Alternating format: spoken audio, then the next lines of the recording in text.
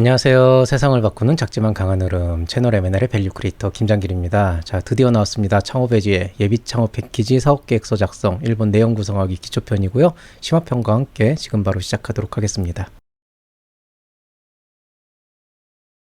자, 오늘의 강의 목적입니다. 오늘 얘기할 부분들은 이제 예비 창업 패키지 사업 계획서가 이제 마감이 얼마 안 남았지만 뭐 여태까지 아마 전반적인 분량은 다 쓰셨을 거라고 생각을 해요. 그러면은 이제 지금부터 해야 될 일은 이 사업 계획서를 쓰는 부분에서 세부 내용을 어떻게 보완할 것인가인데, 일단 이번에 서식이 많이 바뀌었잖아요. 그래서 그 바뀐 서식에 대비해서 각 항목별로 내용 구성을 어떻게 하면 좋은가, 일단 내용들을 다 채워놨으니까 그거를 어떻게 조율해서 전체적으로 좀 밸런스를 맞출 것인가, 이런 것들에 대해서 조금 전반적으로 이해를 하는 시간이고요.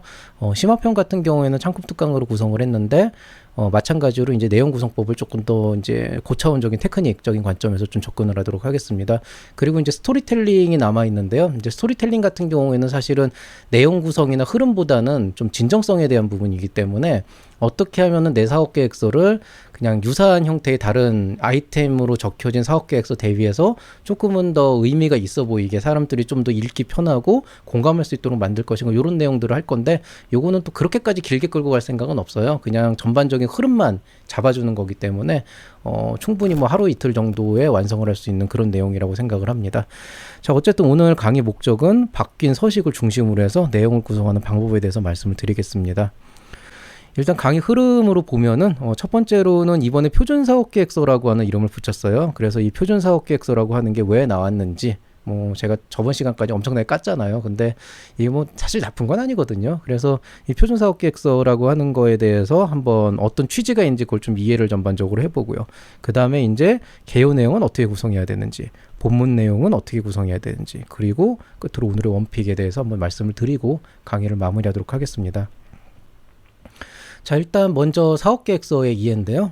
이 표준사업계획서라고 하는 거는 글쎄 모르겠어요. 저는 좀 이게 양날의 검 같은 거라고 하는데, 예전 대비해서는 훨씬 더 정량화돼 있고 체계적으로 됐기 때문에 오히려 사업계획서 쓰시는 분들이 어떤 의미에서는 여기에 이거 쓰면 되는구나, 그냥 특별하게 고민하지 않고 그냥 적으라는 대로 적으면 그냥 사업계획서가 딱 나오고, 또 그 단계에 따라 가지고 자기가 고민한 거리가 이게 딱 나오게 되니까 그런 측면에서는 좋다고 하는데, 이거를 만약에 좋은 사업계획서를 써야 된다 그러면은 이것 따라서 쓰는 게 좋은 사업계획서가 되진 않거든요, 실제로는. 그래서 약간 좀 양날의 검 같은 건데, 오늘은 그냥 순수하게 사업계획서 서식 자체만 보고 한번 얘기를 해보도록 하겠습니다.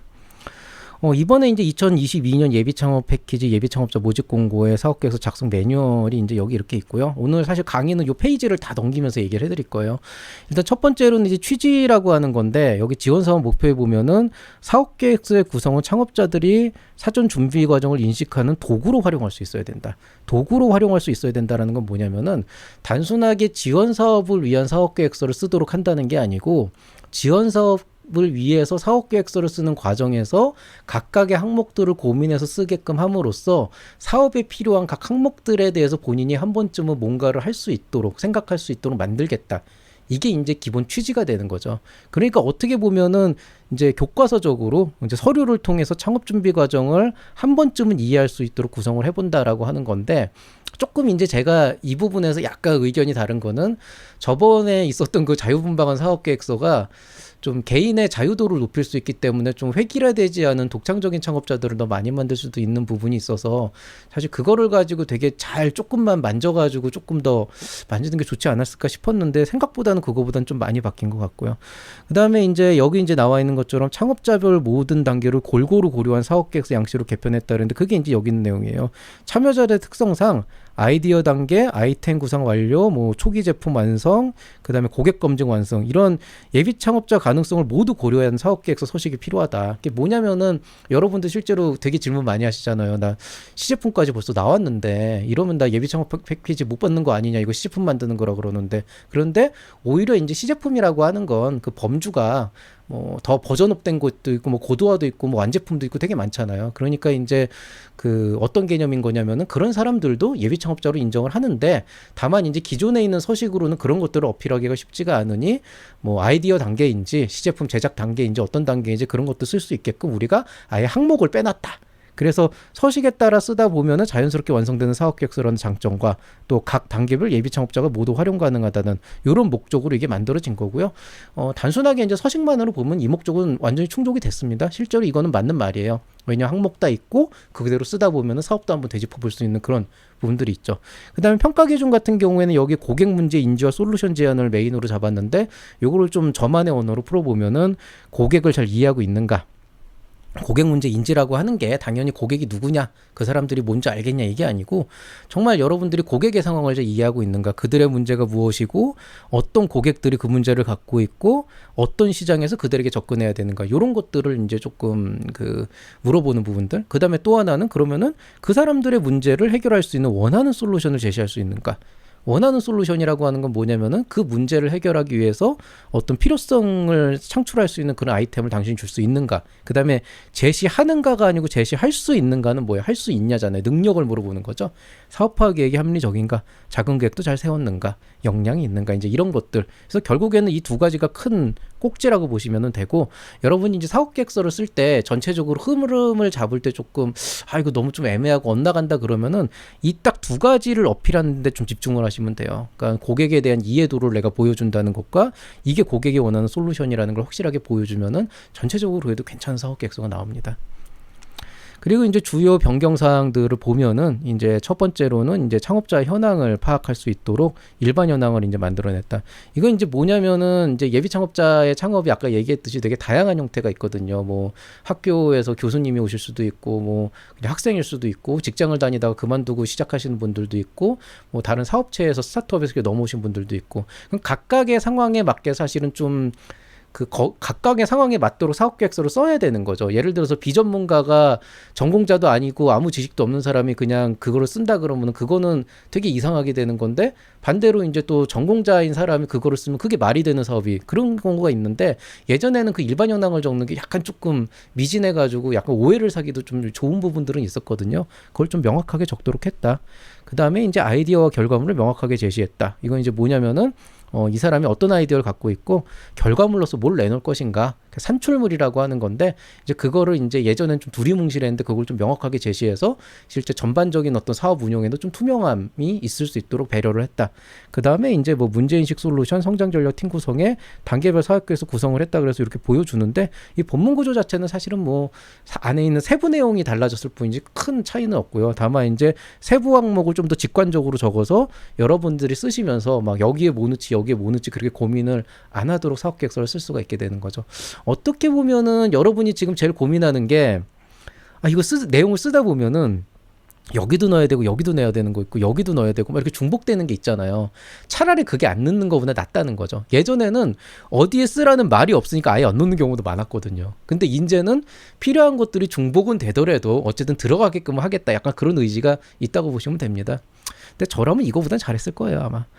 자, 그 다음에 이제 세부 변경사항, 이제 내적 동기와 외적 동기를 구분하라고 돼 있는데, 요거는 이제 이따가 잠깐 말씀드리겠지만은 이제 약간 이런 거예요. 내적인 동기라고 하는 거는 내가 이 사업을 시작하게 된 계기? 근데 그게 뭐 자소서처럼 나의 개인 일상을 얘기하는 게 아니고, 좀 이 시장을 내가 보고 있다 보니까 이런 부분들에 대해서 내가 어떤 기여를 할 수 있을 것 같다. 이런 이제 내적 동기들. 외적 동기는 이 시장이 어떻게 흘러가고 있다. 이런 바깥쪽에 있는 부분들.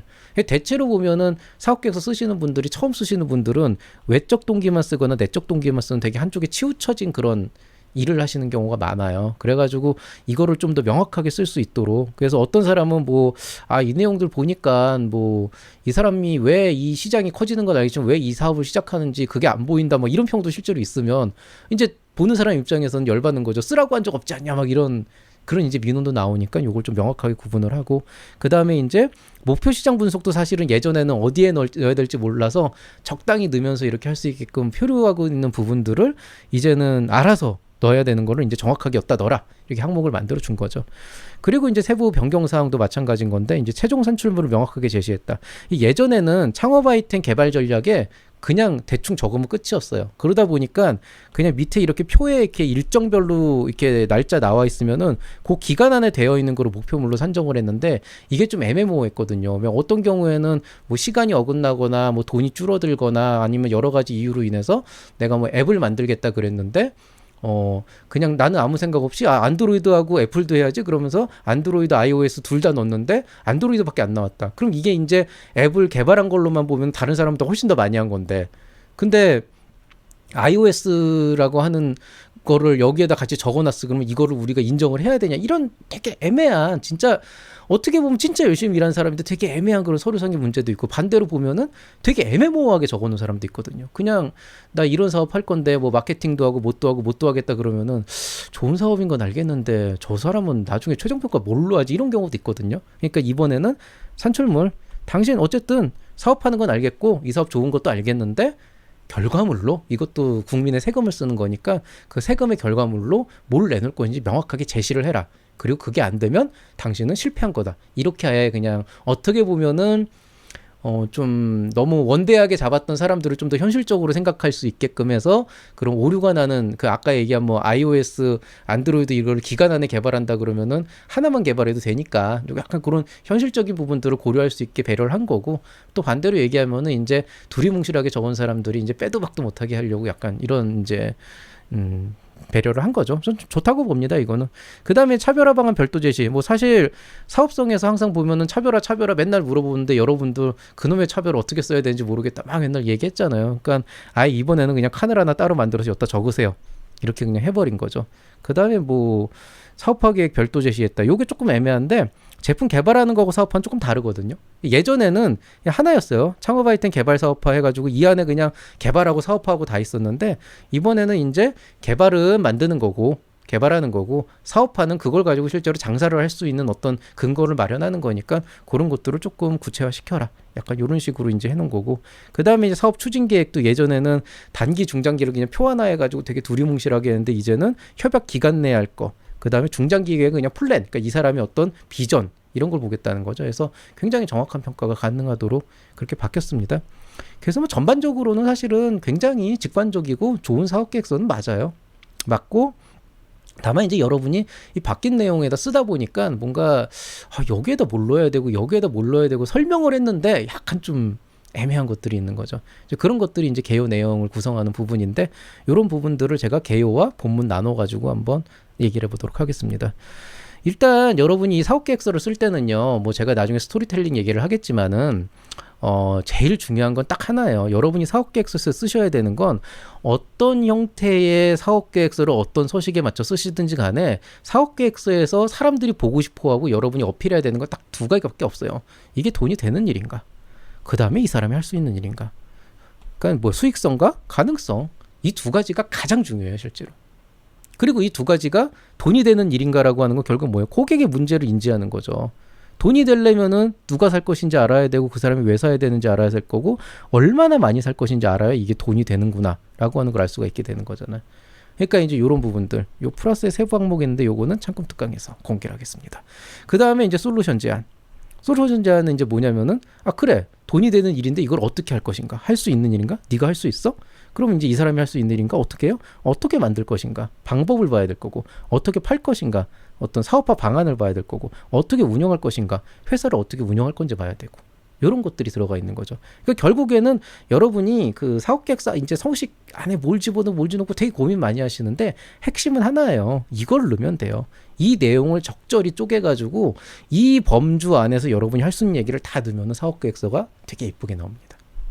근데 이제 거기에다가 막 개인적인 얘기, 의지와 열정에 대한 얘기 이런 것들을 넣다 보면은 이제 이 근본에서 벗어나는 거죠. 사실 나는 이 사람이 할 수 있냐, 돈이 되는 일인가 이것만 보는 건데 이 사람 뭐 내가 뭐가 어떻고 뭐 열정이 있고 이렇게 이제 얘기가 달라지는 거죠. 그러니까 그런 부분들을 빼버리라는 거예요. 그냥 딱 무미건조하게 이 두 개는 정확하게 제시가 돼야 됩니다. 자, 그 다음에 창업 아이템 개요인데, 자, 일단 첫 번째로 창업 아이템 개요라고 하는 건 말 그대로 개요잖아요. 그러니까 전반적인 사업을 알아볼 수 있을 정도로 작성하도록 잘 쓰시면 됩니다. 분량은 대략적으로 한 1페이지에서 2페이지 정도 쓰시면 되고요. 개요니까. 그 다음에 이제 산출물을 제시하라라고 되어 있는데, 요건 되게 중요한 게 결국 사람들이 여기에서 볼 게 명칭은 별로 안 볼 거예요. 이름은 중요하지 않고 어떤 범주에 있냐는 한번 보고 싶어 할 거고, 이 아이템이 뭔지를 볼 거고, 뭐 시장이나 차별성은 적당히 본 다음에 뭐를 만들 것인가를 볼 겁니다. 이 지원 사업 안에서. 그러니까 여러분이 산출물을 제시할 때 이 정부 사업의 기본 취지에 부합하는 사업 계획서를 작성하도록, 즉 뭐냐면은 이게 예비 창업 패키지니까 산출물이 나와야 되는 사업 계획서인데 이제 여러분이 그런 것들을 좀 뭉뚱그리지 않도록, 그런 착오가 없도록, 그래서 억울하게 탈락하는 일이 없도록 그렇게 유도를 했다라고 보시면 되겠습니다.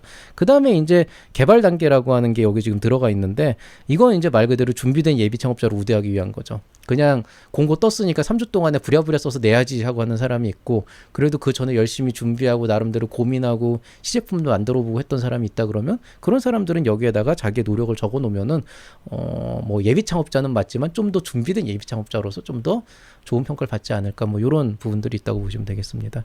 자, 그러면은 조금 더 개요의 세부 항목을 조금 더 살펴보도록 하겠습니다. 일단 첫 번째로는 명칭과 범주라고 하는 부분이 있는데, 여기 이제 보면은 명칭은 제품명이나 서비스명 적고, 그 다음에 범주는 그 분야를 적어라 이렇게 얘기를 했잖아요.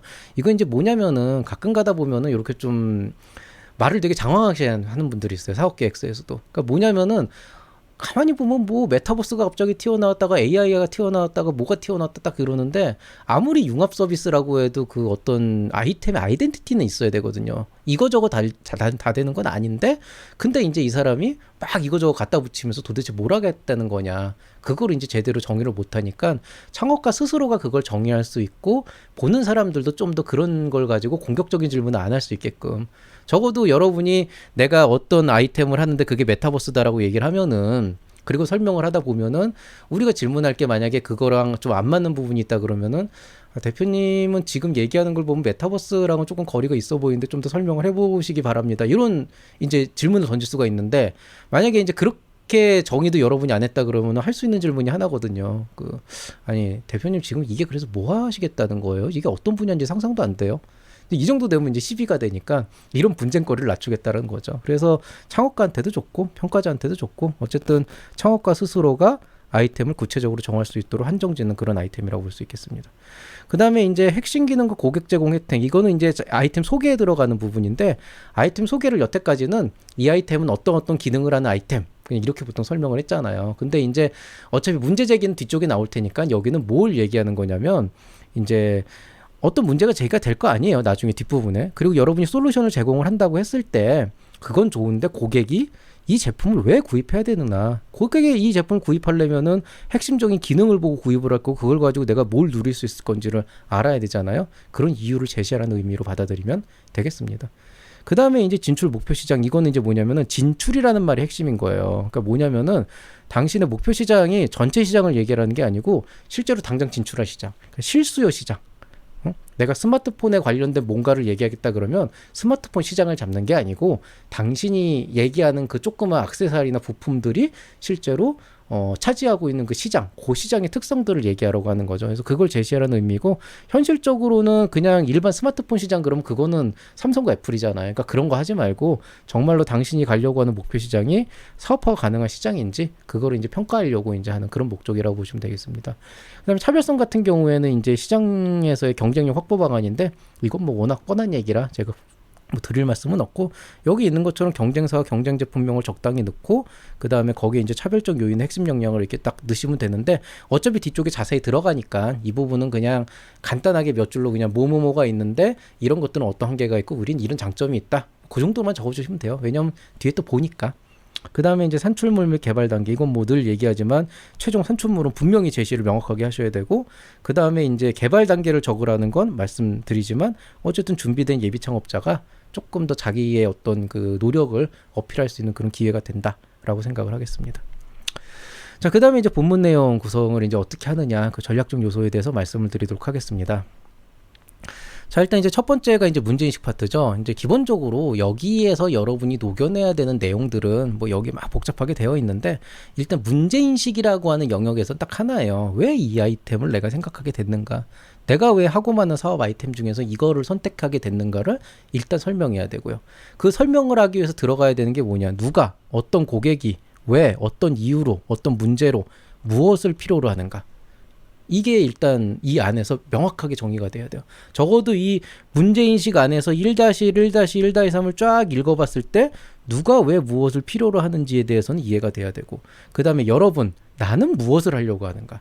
나는 이 누구를 위해서 무엇을 하려고 하는가. 이 무엇, 이게 아이템이 되겠죠. 이게 이제 두 번째가 되겠고, 그 다음에 이 목표 시장 분석 뭐예요? 어디에 제품을 판매할 것인가. 예를 들어서 목표 고객이 뭐 예를 들어서 아동이다. 그러면은 뭐 미취학 아동 7세 미만의 미취학 아동이다라고 하게 된다 그러면 그 아동들을 대상으로 제품을 판매하기 위해서 뭐 온라인을 이용할 건지 뭐 유치원에 찾아가는 서비스를 이용할 건지 뭐 아니면은 뭐 유치원하고 뭐 뭘 맺을 건지 이런 구체적인 어떤 시장의 방법이 있잖아요. 이제 그런 것들이 조금 더 구체화돼서 들어가야 된다는 거죠.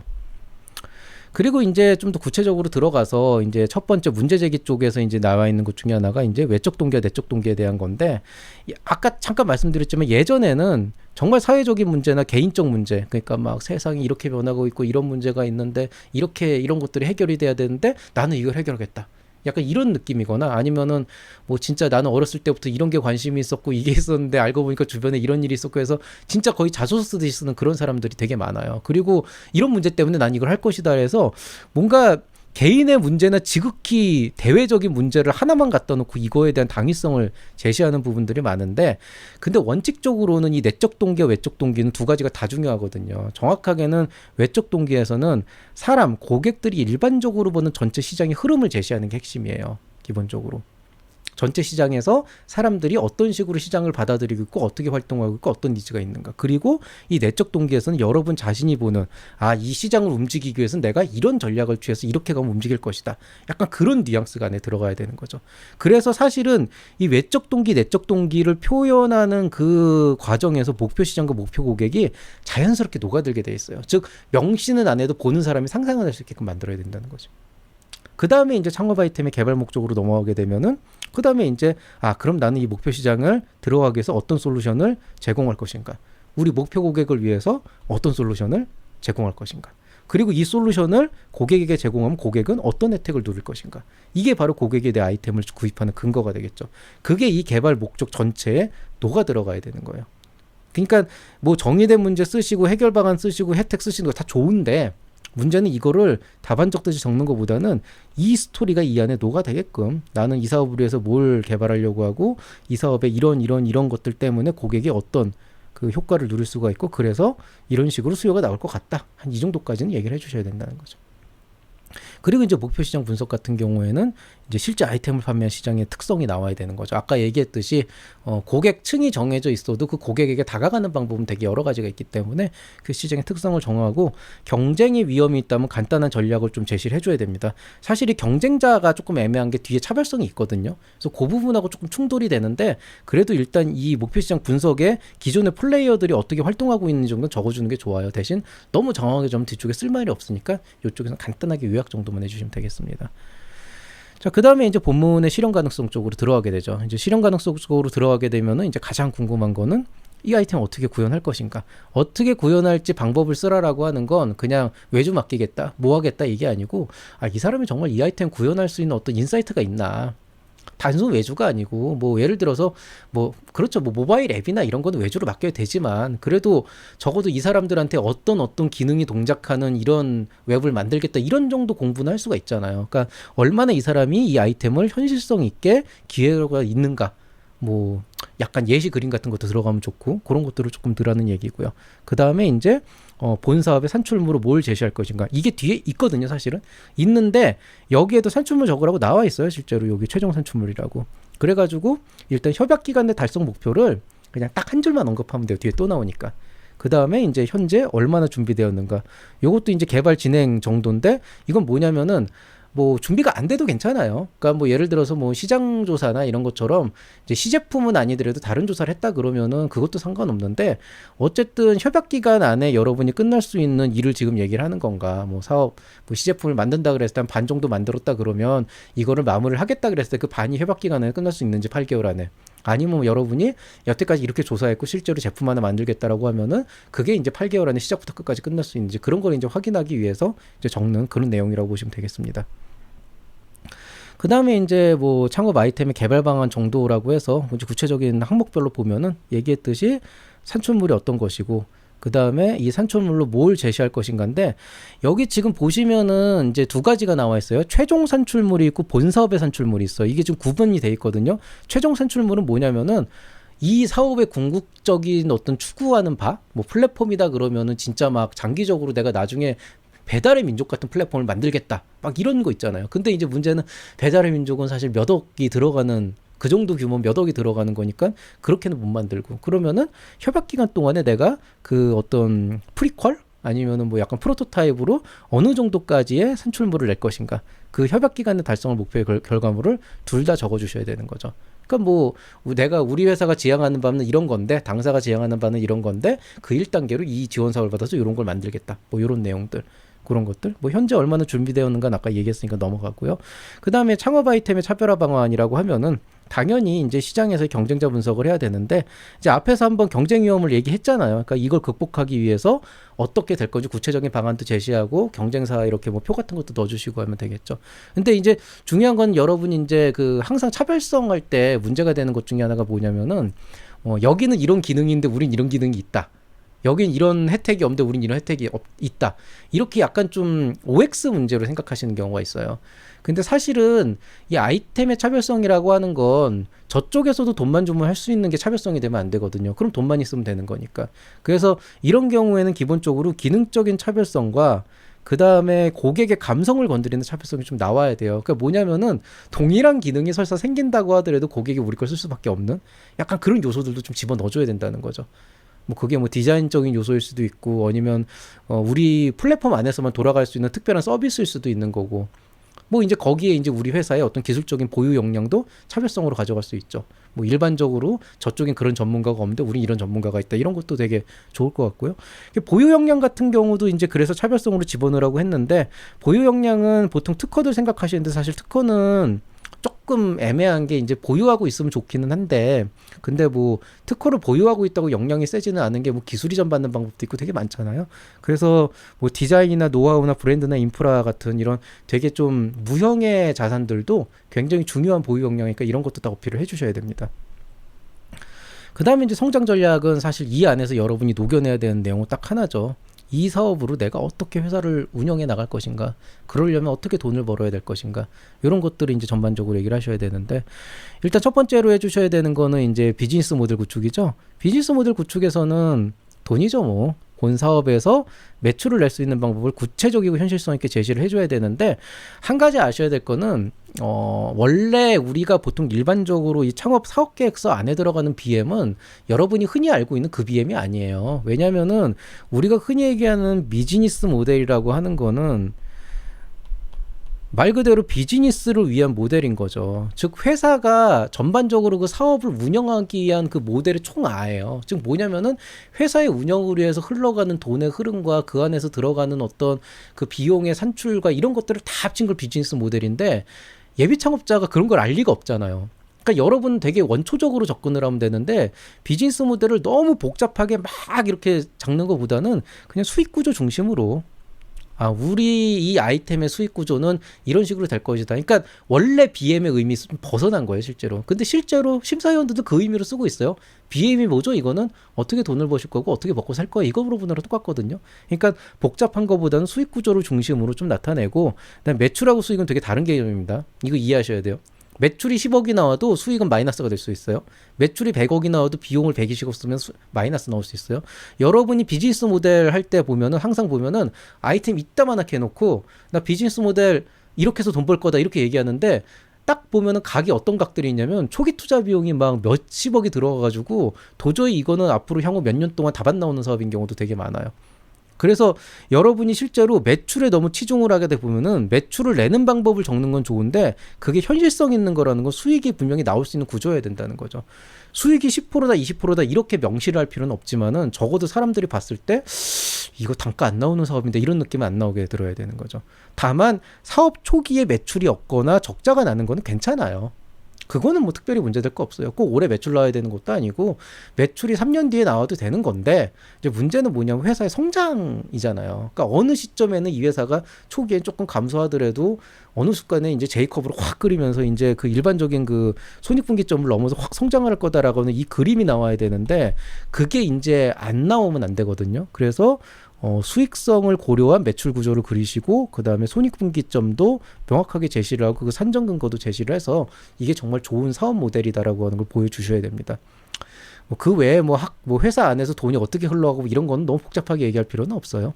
그다음에 이제 목표 시장의 진출 방안이죠. 이거야 뭐 항상 하는 얘기지만은 목표 시장이라고 지금 여기서 규정하는 거는 이 지원 사업 안에서 보는 게 일단은 제일 커요. 그러니까 첫 번째로는 초기 진입 시장을 중심으로 서술할 것. 중심이라고 하는 건 초기 진입 시장만 적으라는 건 아니고 나중에 이제 사업 확장 계획이나 뒤에 이제 우리의 어떤 플랜들을 적는 건 좋은데 그거를 이만큼 적고 초기 시장 이만큼 적는 분들이 있는데 그게 한 이만큼 되고 뒤쪽에 뭐 차후 어떻게 확장할 거다 이런 거는 뭐 그거의 한 반이나 한 20% 30% 적어도 된다는 얘기예요. 그래서 이 전체 분량 중에서 초기 진입 시장에 적어도 한 70% 정도는 차지를 하고 있어야 됩니다. 그리고 우리가 그 초기 시장에서 어느 정도의 점유율을 예상할 것이며 그 안에서 예상 매출 얼마가 날 것인지 그거를 좀 산정을 하시고요. 웬만하면은 좀 시장 자료를 좀 정확하게 뽑아내는 게 좋은데 요거는 합리적이기만 하면 되니까 그러니까 딱 보고 이해를 할 수 있을 정도면 되니까 막 완전히 막 내가 원하는 그 시장에 딱 맞춘 걸 찾을 필요는 없지만은 그래도 좀 여러분 나름대로 좀 추산을 잘 해보세요. 기본적으로는 예상 매출의 근거로 활용하면 되게 좋습니다. 없으면 할 수 없는데 없으면은 추정을 해야 되는데 이제 그렇게 되면 너무 힘들어져가지고 그 다음에 이제 마케팅 방안은 뭐 뻔하잖아요. 뭐 크라우드 펀딩 그 다음에 또 뭐 있나 뭐 SNS 그 다음에 뭐 유튜브를 활용한 뭐 크리에이터 되게 뻔한데 이거는 이제 아이템 특성에 따라서 어떤 거는 뭐 인스타그램이 맞을 수도 있고 어떤 건 크라우드 펀딩이 맞을 수도 있고 어떤 건 B2B가 맞을 수도 있고 어떤 거 오프라인 영업이 맞을 수도 있으니까 어떤 거 팝업 스토어도 있고 각각의 특성에 적합하게 제시하는 것이 되게 중요하다라고 보시면 되겠습니다. 그 다음에 이제 사업 추진 일정은 사실은 이건 거의 팩트에 관련된 부분인데 일단 목적 자체는 시간이란 자원을 어떻게 효율적으로 활용할 것인가 요것만 이제 전체 스토리 안에 잘 녹여내면 되거든요. 그 중에 첫 번째로 사업 전체 로드맵 같은 경우에는 사업의 최종 목표를 제시를 해줘야 되는데 한 가지 아셔야 되는 건 비전하고 목표는 달라요. 비전은 우리 회사가 추구하는 가치고요. 목표는 그 가치를 실현하기 위해서 우리가 어떤 구체화 시켜야 되는 실체 있는 뭔가예요. 예를 들어서 나는 창업 교육을 하는데 사람들이 행복하는 그러니까 어떤 창업을 하는 사람들은 누구나 한 번쯤은 이런 교육을 받아가지고 큰 도움을 받을 수 있는 그런 굉장히 좋은 창업 교육 어떤 그 플랫폼을 만들겠다라고 하는 게 예를 들어서 비전이라면 목표는 뭐냐면은 유튜브 구독자 100만 이런 거죠. 100만원 무슨 20분 200분의 1 되나 지금 하여튼 200분의 1도 안 되는구나. 와 비참하네. 어쨌든 간에 그런 거 있어요. 그래가지고 약간 그런 이제 비전과 목표가 다르다라고 하는 거를 이제 보시면 되겠고 그 다음에 사업 전반에 대해 이해할 수 있도록 전체 로드맵을 깔끔하게 도식으로 표현한다. 요거는 이제 말씀하셨듯이 전체 로드맵인데 이거 1차 2차 3차 해가지고 이렇게 그냥 나열하지 말고 이거는 웬만하면은 표보다도 그림으로 하세요. 이런 건 그림으로 보여주는 게 제일 멋있어요, 사실. 그리고 필요하면은 단기 로드맵. 그러니까 중장기 로드맵도 있으니까 그 안에다가 우리가 그 중에서 단기적으로 어떻게 했다 그걸 좀 세분화시키는 것도 되게 좋아요. 왜냐하면 보통 전체 로드맵 그러면 보통 한 10년에서 20년까지도 봐야 되는 경우가 많거든요. 그렇다고 또 한 5년 정도로 잡으면은 되게 없어 보이고 그러니까 보통 단기를 한 5년 정도로 잡은 다음에 그 5년 안에서 그 추진 일정을 조금 이렇게 세분화시켜서 보여주고 5년 이후는 그냥 큰 그림들 회사의 성장 곡선을 좀 이렇게 멋있게 그려주는 거 되게 좋죠. 그 다음에 이제 협약 기간 내 목표 및 달성 방안 같은 경우에는 이제 최종 평가에서 제일 중요한 부분이죠. 이거는 정말 중요하죠. 왜냐하면 이걸 가지고 평가를 하니까 이 사람이 이렇게 원대한 계획을 세우고 있는데 이 돈 가지고 딴짓하는 거 아닌가? 이 돈을 너무 과하게 잡은 거 아닌가? 그런 걸 보려면은 이제 이 협약 기간 내 산출물이 여기 또 나오거든요. 그런 이제 산출물이나 추진 일정 같은 거, 최종 골격 이런 걸 여기에 명시해야 돼요. 다른 건 몰라도 여기는 반드시 정확하게 적어야 됩니다. 약속한 내용은 무조건 이행해야 되거든요. 만약에 여러분이 여기다 A를 만들겠다. 못 만들었다. 그냥 환수 조치예요, 이거는. 인제는 빼도 박도 못해요. 이게 작년까지만 해도 이런 이슈들이 몇 번 있었거든요. 좀 애매모호해가지고 재평가 받아가지고 또 다행히 넘어가고 이런 경우도 없진 않았지만 이제는 여기에다가 명시를 하게 돼 있기 때문에 이거는 좀 신경 써서 적어주시기 바랍니다. 내가 플랫폼에다가 예약 기능 넣겠다고 예약 기능 못 집어넣으면은 그게 이후 여하를 막론하고 그냥 환수 조치가 돼요. 이건 좀 주의하시기 바랍니다. 그 다음에 자금 소요 및 조달 계획이라고 하는 건 워낙 뻔하잖아요. 얼마를 쓰고 얼마를 벌 것인가. 그러니까 이게 요새 이제 핵심인데 제가 늘 강의에서 말씀드리지만 사업이라고 하는 건 내가 벌고자 하는 돈이 10억이면은 9억을 먼저 써야 돼요. 그래야 10억이 들어오는 거죠. 물론 이제 선불 제도라는 게 있긴 있지만 거의 대부분 제가 여러분에게 이런 펜을 팔겠다 그러면 일단 펜을 만들어 가지고 팔아야 되는 거지. 그래야 이제 여러분이 거기에 대한 대가를 지불을 하잖아요. 근데 제가 이 펜을 만들 테니까 먼저 돈을 주세요. 이게 이제 약간 크라우드 펀딩의 전형적인 스타일인데 이거는 이제 그런 게 아니고 투자가 아니고 사업이니까 여러분이 스스로 하는 사업이니까 10억을 벌겠다라는 목표는 앞에서 얘기했으니까 이제 9억을 어떻게 쓸 건지도 얘기를 해야 되는 거고 9억을 어떻게 구할 것인지도 얘기를 해줘야 되는 거죠. 이게 자금 소요 및 조달 계획에 들어가는 부분이에요. 그래서 뭐 이제 자금 소요와 자금 조달 같은 경우에는 이제 협약 기간 한정해서 이거는 여기 명시돼 있어요. 협약 기간 동안이라고. 그러니까 협약 기간 동안에 돈 어떻게 쓸 거냐. 쉽게 얘기해서 사업비 어떻게 쓸 거냐. 이건 명시돼 있어요. 그 사업계획서 본편에 가봐도 그 서식에 가봐도 협약 기간 내 사업비 지원 사업비를 어떻게 쓸 건지 그것만 적으라고 돼 있어요. 그래서 그 자금을 어떻게 활용할 건지. 그 자금이야 당연히 산출 및 제작과 사업화 활용을 위해서 이제 그걸 적어야 되는 게 맞고요. 거기에 벗어나는 건 적으면 안 되고 기타 자금 조달 계획이라고 하는 건 이제 추가 자금에 대한 얘기인데 이건 이제 좀 현실적인 자금 조달 계획을 좀 제시를 해줘 있어. 뭐 투자가 있을 수도 있고 매출이 있을 수도 있고 뭐 이런 게 있는데 요게 이제 현실성 있는 거라고 하는 거는 예를 들어서 누가 봐도 올해 안에 매출이 10억도 아니고 1,000만 원 나올까 말까 한데 이 사람이 이거 부족한 금액은 매출 10억 내서 할 거예요. 이러면은 이제 되게 현실성이 떨어지는 거죠. 만약에 그 정도 할 자신이 있다 그러면 거기에 대한 근거를 제시하셔야 되고요. 그 다음에 또 하나 제일 피해야 될 게 있는데 어떤 분들 기타 자금 조달 계획이라 하니까 뭐 적는 줄 알아요? 초창패, 비대면, 뭐 시드 투자, 뭐 프리에이, 뭐 그냥 이렇게 적어요. 근데 여기에서 그래도 투자까지 적으시는 분은 좀 양반이고 대부분은 이렇게 그 다음에 여기 또 있다. 디딤돌 팁스. 자, 공통점이 뭐죠? 저 이런 말 쓰기 좋아하진 않지만 공짜죠. 정부 지원 사업. 이렇게만 적으시면은 이거는 조금 안 좋은 인상을 받습니다. 그냥 얘는 그냥 나라 돈 쓰면서 그냥 사업하려는 애구나. 뭐 돈을 벌어서 어떻게 하고 뭘 어떻게 하는 그런 일말의 고민조차 없구나. 약간 이런 느낌이 드는 거죠. 그래서 정부 지원 사업에는 의존한 자금 조달은 정말 안 좋습니다. 적어도 여러분이 생각한 매출 구조를 가지고 언제쯤부터 우리가 매출을 가지고 자생을 하겠다라든가 이 시점부터는 우리가 좀 더 성장하기 위해서 투자를 받겠다든가 약간 아니면 이 시점부터는 양산에 들어가기 때문에 좀 대출 계획을 좀 세워가지고 하겠다든가 어쨌든 협약 기간 이후에 좀 더 현실적으로 작성할 수 있는 자금 조달 계획을 좀 구체적으로 제시를 해주셔야 됩니다. 이건 되게 중요해요. 자, 그 다음에 이제 팀 구성인데 이게 좀 애매하죠. 이제 팀 구성 같은 경우는 사실 제가 드릴 말씀은 별로 없어요. 팀 구성은 결국 보려고 하는 게 이 회사가 실제로 이 일을 할 수 있는 역량을 갖고 있는가, 활동할 수 있는 역량을 갖고 있는가고 이제 사업 역량을 보여주는 것이 필요한데 뭐 제가 여기 이 전체를 합쳐가지고 말씀드릴 수 있는 건 가능한 모든 내용을 담아라. 정말 영혼까지 끌어모아라. 진짜 할 수 있는 모든 자료. 그러니까 되게 이거 많이 물어봐요. 이런 자료 넣어도 될까요? 저 이런 거 있는데 이런 거 넣어도 될까요? 넣으세요. 상관없습니다. 과하지만 않으면 돼요. 뭐 예를 들어서 뭐 약간 이게 좀 애매한 건데 뭐 영어 학원을 차리려고 하는데 내가 뭐 어학연수를 5년 동안 다녀왔다. 넣으세요. 괜찮습니다. 뭐 예를 들어서 내가 운전과 관련된 뭔가를 하려고 그러는데 운전병으로 3년 했다. 넣으세요. 그건 괜찮습니다. 대신 뭐 이제 뭐 내가 뭐 그런 거 있잖아요. 뭐 무슨 영어 교육 플랫폼을 하려고 하는데 내가 뭐 운전병을 3년 했다. 이런 건 이제 넣으면 안 되지. 그러니까 뭐 군대 경력 이런 거. 그러니까 근데 그런 것들도 뭔가 좀 그 안에서 어떤 이슈거리가 있었고 내가 그거를 뭔가 나의 어떤 성실함이나 사업 역량으로 이어갈 수 있다면 드세요. 넣으셔도 됩니다. 블라인드는 주의하시고요. 이번에 처음으로 생긴 건데 저 좀 걱정이 되는 게 혹시라도 실수해서 이런 그 블라인드 내용들 잘못 넣으면은 이제 그것 때문에 탈락 사유가 될 수도 있으니까 블라인드는 좀 주의해서 쓰십시오. 예. 그 다음에 이제 대표자 현황 및 보유 역량이라고 되어 있는데 이건 뭐 팩트를 나열하는 부분이라 제가 조금 말씀드릴 부분은 없고 오히려 근데 요건 있어요. 이제 대표자의 보유 역량을 정말 잘 쓰셔야 되는 게 대표자가 이 사업을 할 수 있을 거라는 어떤 그 신뢰를 보여주는 거예요.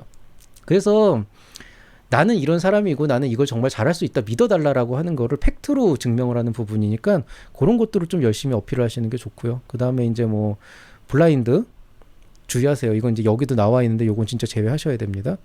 그 다음에 이제 팀 현황 및 보유 역량이라고 하는 부분들이 있는데 이제 여기에서 이제 보시면 뭐 이제 팩트를 나열하는 부분, 뭐 사업 수행에 필요한 그 인력 보완을 이제 합리적으로 넣을 것. 이건 이제 뭐냐면은 어쨌든 이제 보유 역량인데 여기 이제 그 채용 계획도 있잖아요. 그러니까 이 사업 수행을 하기 위해 어느 정도의 인력이 필요한가 이런 것들을 좀 구체적으로 넣으시고 그다음에 이제 블라인드 역시 주의하시고 그다음에 뭐 이제 여기 업무 파트너 있잖아요. MOU, 구매 의향서, 기타 관련 서류 무조건 다 제시하십시오. 그렇게 해가지고 전적인 스토리를 꾸미면은 일단은 항목이 워낙 명확하기 때문에 제가 방금 말씀드린 내용들 위주로 착착착착 적어 놓으시면은 조금 중복되는 내용이 있어도 그 사업 계획서가 크게 그렇게 막 끔찍한 혼종이 되진 않아요. 그래서 이런 것들을 좀 바탕으로 해서 기본적인 틀을 짠 다음에 이제 제가 이제 전체적인 스토리 플로우를 어떻게 잡을 것인가, 스토리텔링 어떻게 할 것인가, 그거는 그냥 앞뒤를 적당히 이렇게 좀 이어주면서 이제 그 핵심되는 부분들을 좀 더 강조하는 쪽으로 가시면 될 겁니다. 다만 이제 이렇게 보면은 되게 괜찮아 보이는데 뭐가 불만이냐, 왜 그거를 막 40분씩이나 했냐, 난 오히려 좋아 보인다, 이런 분들 꽤 있었거든요. 실제로 뭐 이제 사석에서도 그런 얘기가 나왔었고, 그 다음에 뭐 여기저기서 이제 그런 얘기들이 들었었는데, 약간 제 이 사업 계획서 보면서 어떤 느낌이냐면은 이걸 꼭 이렇게 했어야 됐을까.